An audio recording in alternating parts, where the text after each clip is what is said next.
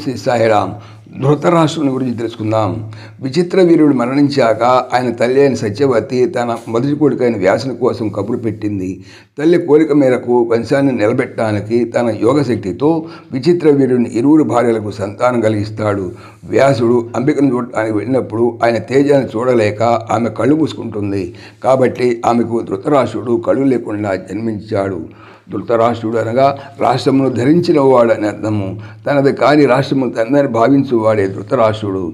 ఈ ప్రపంచము, దేహము, ఇంద్రియములు, మనస్సు, బుద్ధి మునుగునవి దృశ్యములు. అవి తాను కాదు. దుఃఖకు ఆత్మ ఒకటియే తాను కాని దేహాది దృశ్య పదార్థములు కాదు. కానీ అజ్ఞాని తనది కానట్టి అనగా ఆత్మేతరమైనట్టి దేహాది దృశ్య రూపరాష్ట్రమును తనదిగా తరించి దానిపై మమత్వము, అహంభావము కలిగి ఉన్నాడు. కనుకనే అతడు ధృతరాష్ట్రుడు. సాయిరామ్.